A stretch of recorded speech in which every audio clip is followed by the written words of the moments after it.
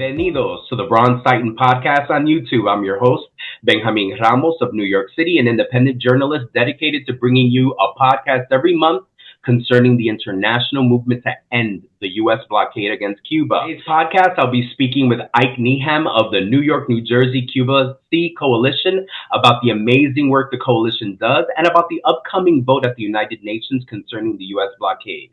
Welcome to the Bronze Titan, Ike.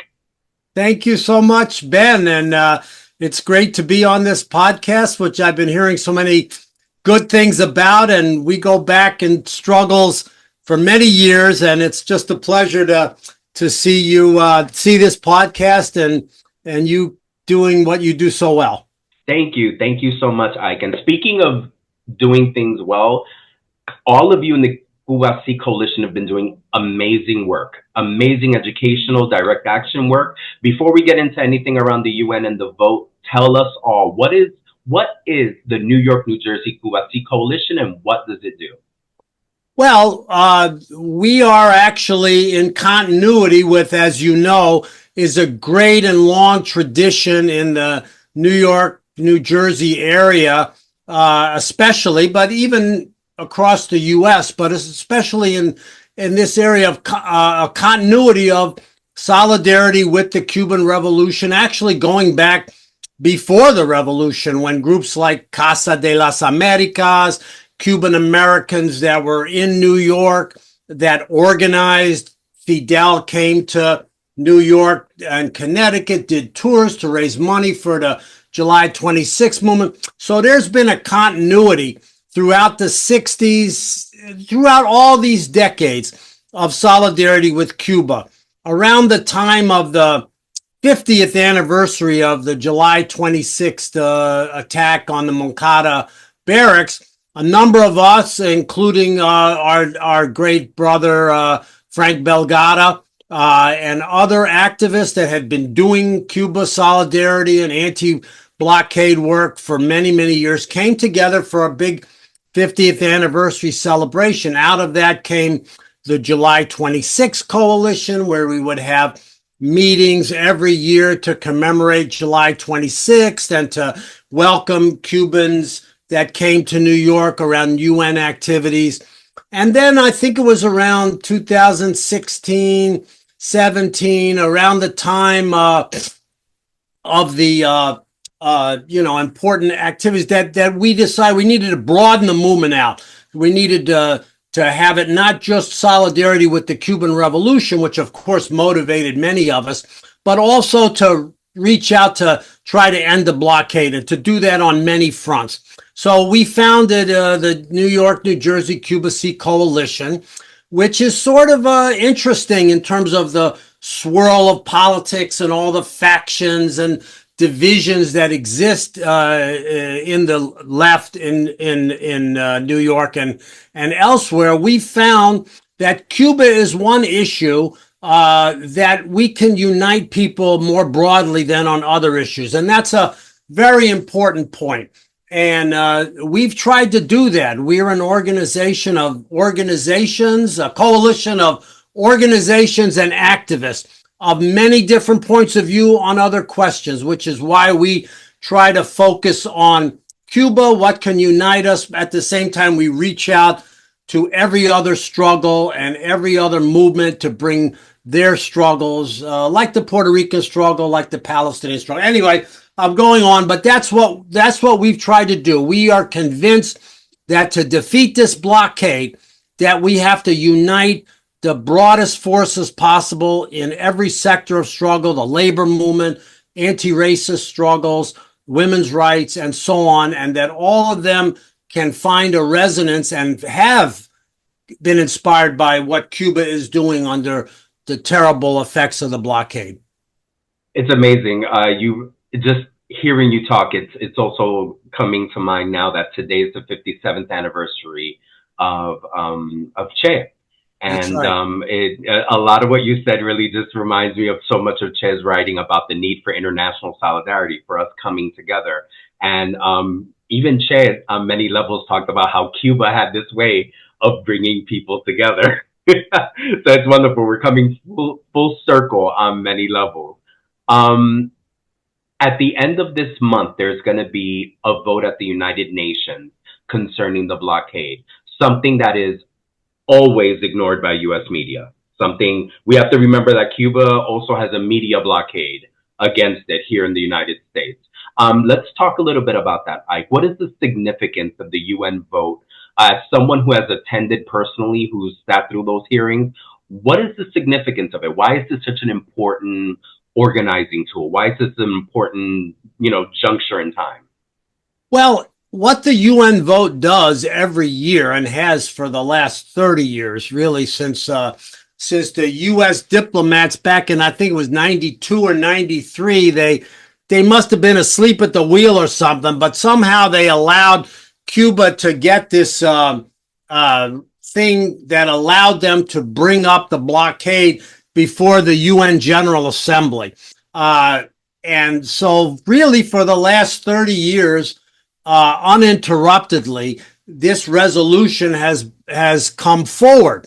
And at first, although it always had a large majority, at first there were a lot of abstentions because people didn't want to go up against the U.S. But over time, eventually it became an overwhelming expression of the contempt felt in the world for the U.S. Anti-Cuba policies and the extraterritorial nature of them.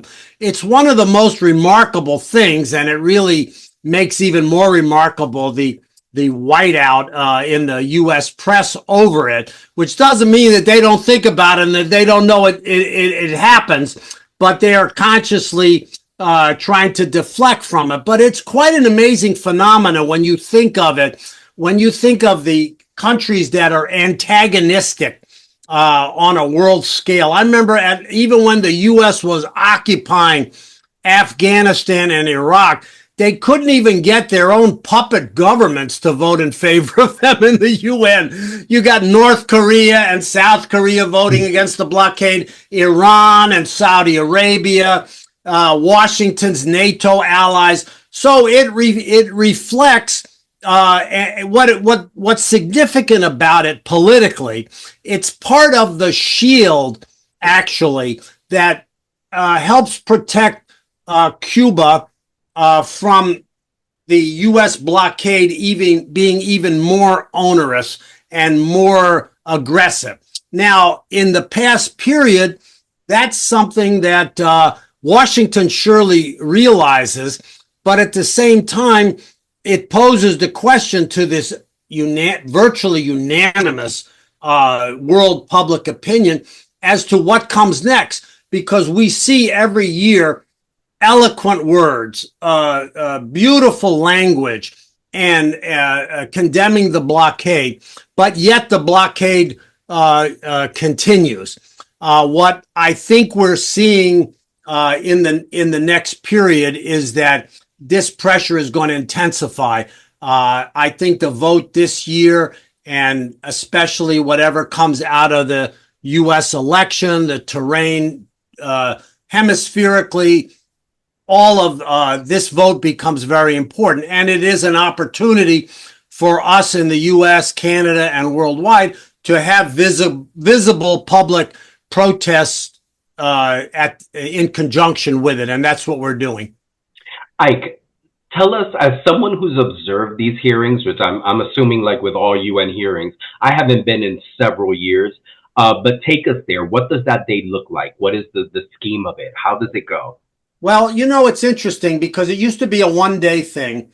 So many countries wanted to get on the record and speak out against the blockade that they extended it. So the first day on the 29th, and by the way, people that want to enter and actually watch the debate, which is a great experience, if they contact the podcast, contact me, contact Cuba C, we are organizing to get people inside and to show solidarity with Cuba. This is something we do every year. But the first day is basically a discussion where country after country, UN bloc after UN bloc, the Council of Islamic Cooperation, the Group of 77 plus China, the non-aligned movement, and individual countries get up and denounce the blockade. in detail. They talk about the SSOT, the state sponsors of terrorism, the extraterritoriality of it, and that goes on during most of the day, and it's very interesting. Some of the most eloquent statements come from countries in Africa and the Caribbean, like South Africa, Namibia, that have benefited from Cuban internationalism, which helped smash apartheid, was a decisive factor in that, have benefited from Cuban medical internationalism. And it's quite inspiring to see leaders of oftentimes black women that are diplomats that are from these small Caribbean countries that could be, it's a courageous thing for them because a lot of their economies are dependent on Washington and tourism and all kinds of stuff. They get up and eloquently condemn this blockade. So that's what happens the first day. And this year, that's on the 29th. On the 30th is the vote. And that is very interesting because the U.S. then, they never actually send the actual ambassador. They send some fourth level flunky to gets up and mumble some statement. And it's really ridiculous. Ike, one year I remember that when I attended, they sent an intern. Right. They sent an intern. They didn't send not even someone who's a fourth, fifth, second, third, eighth secretary. They sent an intern who I believe said that he was from Columbia University. But go ahead, keep going. And then they, then the Cubans rebut, and it's quite interesting. At some point, either the first day or the second day, the foreign minister Bruno Rodriguez gets up and gives a very eloquent talk. And our movement, we're now streaming this stuff. We have a 24-hour picket line organized out of Vancouver. People go to our website, cubacnynjcoalition.org. You'll see the whole schedule. We're going to have a demonstration on the 27th here and across the U.S., Canada, the Caribbean. So this is a real moment where Cuba can present its case to the world. And the votes are even very interesting. For the past few years, the only vote that the United States could get to support it was from Israel, which, of course, that's more since the war in Gaza, which we can talk about and all of that. That highlighting of that bloc, anti-Cuba bloc is more noticeable. But even in the periods when Israel would vote for the U.S. at the times, and maybe even to this day, they have still not had sanctions against Cuba, even as their state policy. They've had trade. I mean, it's not a lot, but they've had tourism. You can travel back and forth. Even the Ukraine first voted with Cuba, then they abstained under U.S. pressure. Argentina, under this Milei ultra-right-wing libertarian government, may break with Cuba as Brazil did under Bolsonaro. But basically, it's an overwhelming vote, and it includes people that are by no means friends of Cuba's revolutionary politics or international program. But for some of those forces, like U.S. NATO allies, they are not happy with the extraterritorial character of the blockade, which gets in the way of, they feel, their sovereignty. So there's a lot of contradictions that are going on with this vote. And Ike, let's be very transparent and very clear. When we talk about how the world community stands with Cuba, let's give it that number. Correct me if I'm wrong, but last year it was 184 countries voting against the blockade. The vote was then Israel and the United States, and you said Ukraine abstained, right? So it was actually 187 to 2, with maybe 2 abstentions, if I remember. Yeah. So we're talking about the world. When we say the world community, we're talking about the global world. This isn't a small group of, some people say Cuba's only allies are the people from that ALBA coalition and maybe China and Vietnam. No, we're talking about capitalist countries. We're talking about countries that, we would never associate having some type of link or normalize relations with Cuba. We're not talking about a small pocket Right, of leftist crazies. We're talking about the right. world community. And so many people don't understand that. People don't see that. Ike, I mentioned that media blockade. Tell me, why do you think a media blockade? Why does the international community cover this vote, cover what's happening with Cuba with such precision, such just very focused and excellent journalism? Yet here in New York City, where the UN is based, you hear nothing that day. Why do you think? Well, I mean, the general answer is that they don't want to highlight the utter isolation of the U.S.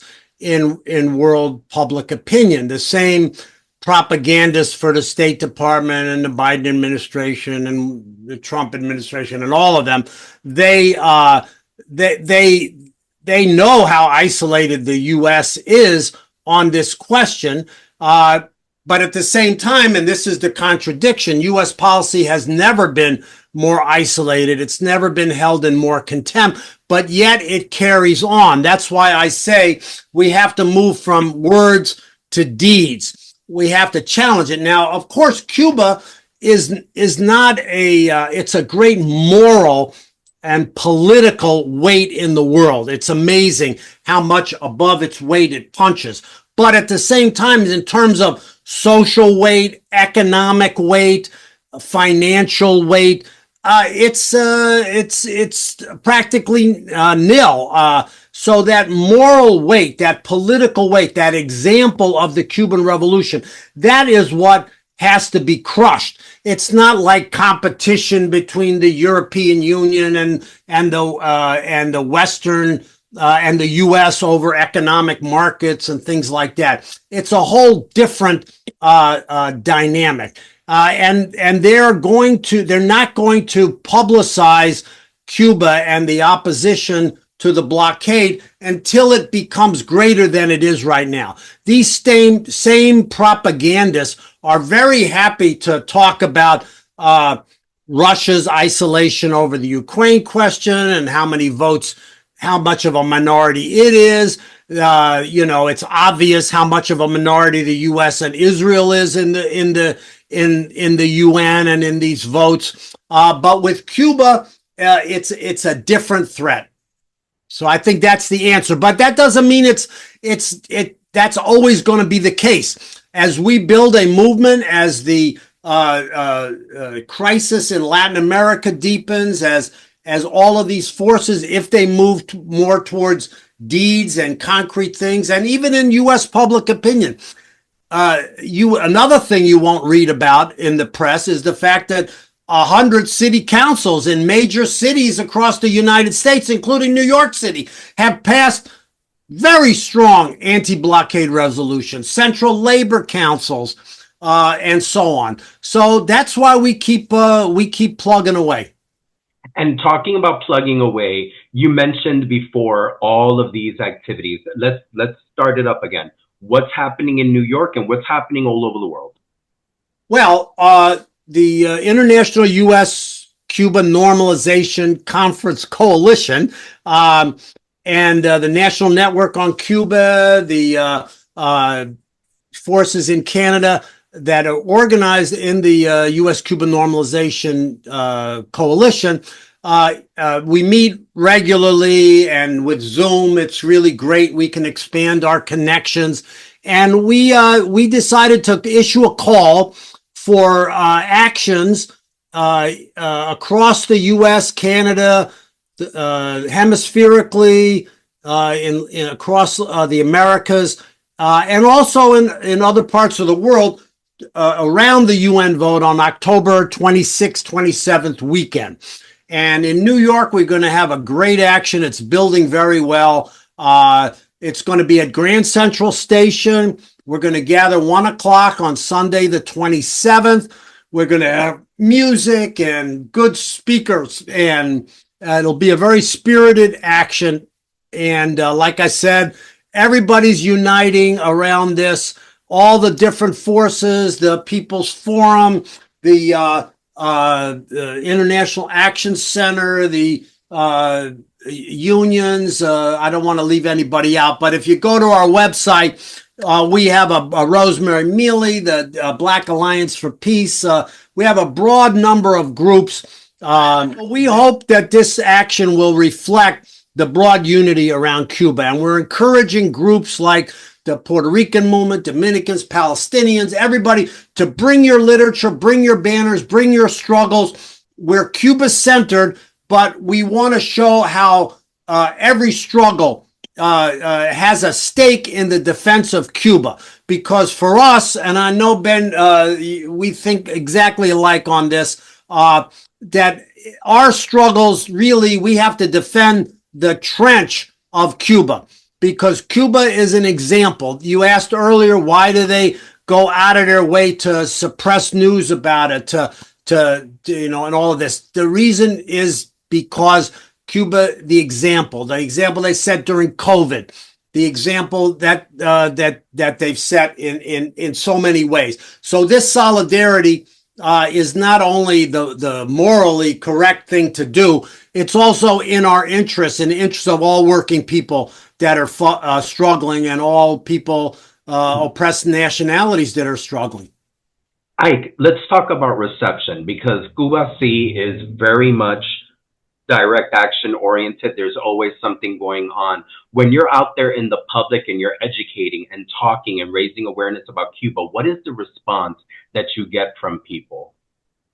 Well, it's mixed. I mean, I don't get hardly any hostility except from consciously anti-revolutionary Cubans, or maybe others from some Venezuelan exiles or whatever. But there's not a lot of that. The biggest problem we face is probably lack of understanding about what the situation is, about how much the blockade has deepened under Trump and maintained under Biden. A lot of people, working people who have very busy lives and are trying to survive, sort of assume that, with Obama, that things were eased and so on.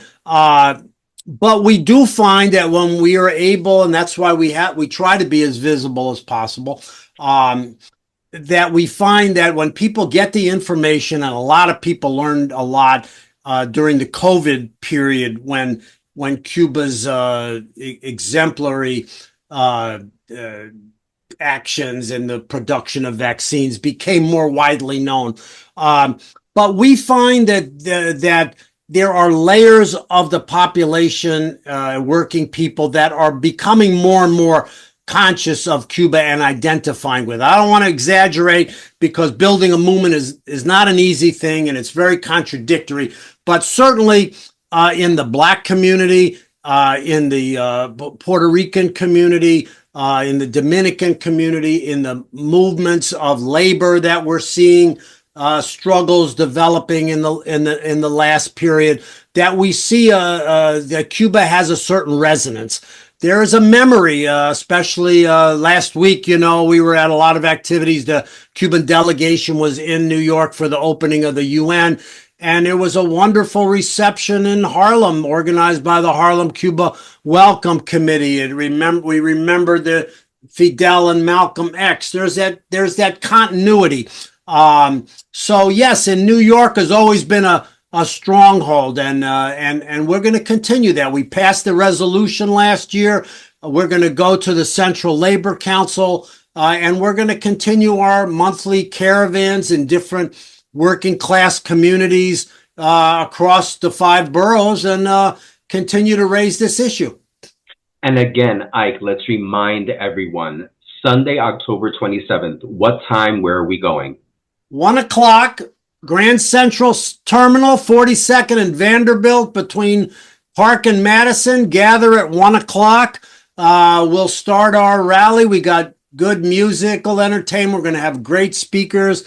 And we're going to go from we have a sound permit. We have all the legal permits. This is going to be a legal, peaceful action, as all of our things are, but militant and principled. And that's the way we act. We're trying to build a movement that can appeal, across the board, but especially rooted in the communities of working people and young people, students. Let me just jump ahead. Next year, we're planning and we're already starting to work on it to have another big international U.S.-Cuba normalization conference. We're working on some good venues. And again, that's the time when we're able to get a large delegation from Cuba into New York for the UN Commission for the Status of Women activities. Used to be International Women's Month, but they can't keep them out during that week because they're and we'll be organizing activities. Wonderful. So we were talking even before, the quick pre-interview, just talking a little bit about how we're seeing this evolution amongst the left and these young people and these women. Tell me about what it's like to see a movement undergo this renaissance. What is it like to feel these folks coming together in this way that we haven't seen in a long time? Well, it's for an old activist like me, it's a wonderful thing to see. Cuba C, like many other organizations, have seen a whole layer of young people that have been to Cuba, that have gone with the Venceremos Brigade, with the May Day brigades, and have been inspired directly, have seen the situation. But I would say young people in the United States are undergoing a radicalization. It's different from the political radicalization of my generation, which was propelled by the Black struggle and the Vietnam War. The world situation is much more contradictory, and leadership crises everywhere are more apparent.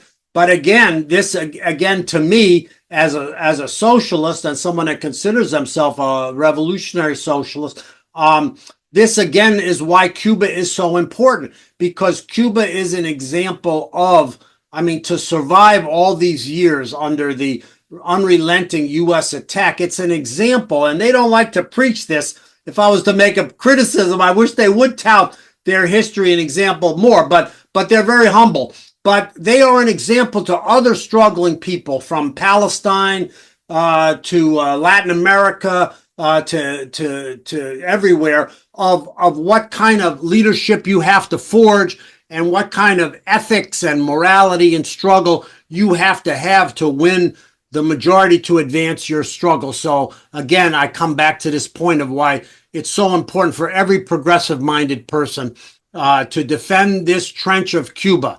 This is our liberated territory, and if we don't know how to defend it in this period, we can't really even defend our own struggles. And Cuba is an amazing example of what a society can be. Cuba is an amazing example of what revolution can look like. And I agree with you. I think our young people, as someone, as someone who's not a senior, but a junior, I'm a junior. I find it incredibly inspirational and a wonderful learning opportunity to hear these young people who have gone to Cuba, seen it. And I'm glad you mentioned all the brigades. They've gone on the caravan, on the brigades. They've been to May Day. They've been to some organizations that have done their own brigades that we don't even know about. I heard that I recently heard, Ike, that there's a Puerto Rican brigade from the United States that has gone down recently. And, I like to think of myself as having my finger on the pulse of everything Puerto Rican. I was like, there was a group of revolutionary Boricuas that went down from the South that did their own little visit. They met with comrades of ours, and it was extraordinary. So people going to Cuba and seeing it for itself and coming back and feeling the same way. We have to defend Cuba. Has to be that line that cannot be crossed. It's extraordinary to see that. Well, when you're starting to build and create a real movement, as opposed to just a lot of dedicated activists that are out there pounding all the time, which is what we've been doing a lot for the last decades. But when you start to move from that to a real movement that's impacted by events that are forcing people to think about what they want to do with their lives and dedicate themselves, well, that's a sign of it. That all sorts of things start happening that you don't even know about, and that's a good thing.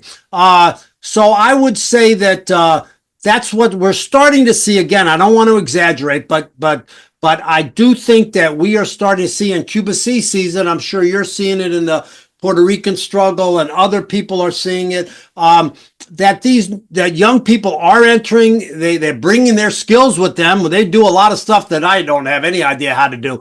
On social media and things like that. And that's a sign that our movement is growing. We in Cuba C, we've set up a speakers initiative, which I hope you'll be on. We're going to trying to do an ambitious thing where we want to take the message of Cuba onto the campuses, into unions, into community organizations, and we're going to come up with a list of really good credentialed speakers that can speak about Cuba, the connections between Cuba and other struggles, the impact of the blockade, and so on. We're also beginning to draw lots of different groups that are bringing their skills into the struggle. Democratic Socialists of America has really stepped forward. Young Communist League, many different groups, and we're working together. Again, like I said, Cuba brings out the solidarity also of us. It makes sectarianism and all of that baggage, just seems even more useless than it ever was. Because when we unite together, we find that we can work together, and then we can broaden the movement. So, folks, Sunday, October 27th at 1 p.m., Grand Central Station, 42nd Street and Vanderbilt Avenue. We're going to be getting together. We're going to be standing in solidarity with the world community to end this inhuman, unnecessarily world-denounced blockade against Cuba. Mi gente, this has been your October edition of The Bronze Titan. I want to thank Ike for being with us today. You're going to meet Ike on Sunday, October 27th at 1 p.m. Make sure you're there.